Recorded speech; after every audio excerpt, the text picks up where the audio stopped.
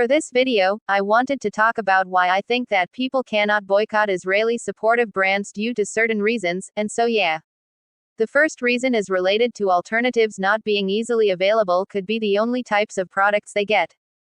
Which by that I mean boycotting Israeli products is not easy for the first point because of how there are things that might not have easily available alternatives to them, and these products that exist have made a name for themselves that they're the only ones to dominate the market in their product category, that anyone else who has tried to make a product alternative might have failed or maybe the alternative just doesn't exist. It's not easy to boycott something Israeli supportive if the alternative doesn't exist and that product is essential in certain people's lives. Plus, the Israeli supportive brand could be the only available product, like for example McDonald's being the only place available in close proximity to the person and the person might not have the time, petrol and means to boycott and find something else which is an alternative, and McDonald's could be the cheapest option for them and it could save them financially. The second reason is related to quality, and alternatives to Israeli supportive brands could be lower, which by that I mean people use certain products that they love the quality of, and it's really good.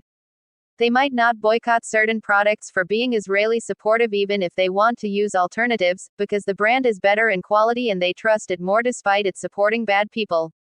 Certain alternatives better supporting may not be up to par with the type of quality that people want, so it makes it harder for people to boycott. People would want to support alternatives, but how can they if the alternative doesn't bring them quality that is good, durable, long-lasting, and so they might not support it even if it is the better option for this reason alone. The third reason is related to if you have an Israeli supportive product, you cannot just throw away the product if it's something you paid a lot of money for, like for example a laptop, where this is also a reason people might not boycott because a lot of money went into the purchase, and so boycotting a product would mean not using it and throwing it away, but you're throwing away a lot of money if it really was an expensive purchase. The better thing to do is not supporting the brand for future purchases, but you already have the product, so why throw it away?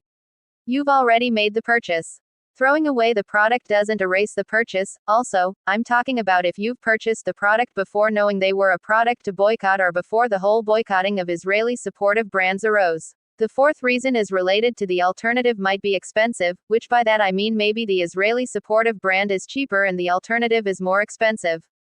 Who knows? And maybe this could be another reason people cannot boycott Israeli supportive brands' products, because the brand itself meant to be boycotted is easy on people's pockets because they can afford it easily and cannot switch to another brand that offers the same product, and that they'd have to spend lots of money just for using the alternative if the product is essential, as I mentioned in point 1. The last reason is related to so many brands seem to be on the boycott list, which by that I mean people cannot boycott because maybe they want to boycott, but there are so many brands on the boycott list, it's hard for people to keep up with them.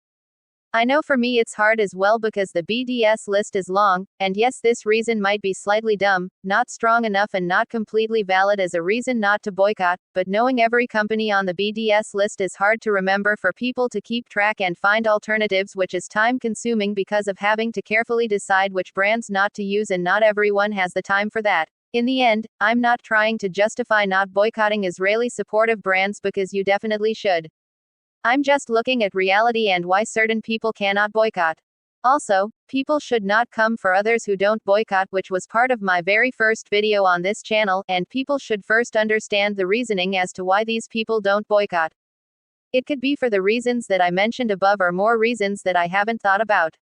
Boycotting doesn't mean everyone will, or can, or should participate when they might not have the means to participate even if they want to boycott since they support Palestine. So yeah, I can see why it's hard for people to boycott unless they're people who don't boycott because they cannot give up their Starbucks or McDonald's even though they can but preach free Palestine, then that is wrong. I only support people who have valid reasons not to boycott, and those valid reasons could be related to money. Boycotting takes time, effort and money which not everyone has, so if someone doesn't boycott, I'm not gonna assume they're bad people because I do not know them, and therefore I cannot just think they're bad simply because they're not boycotting unless I know why they're not boycotting.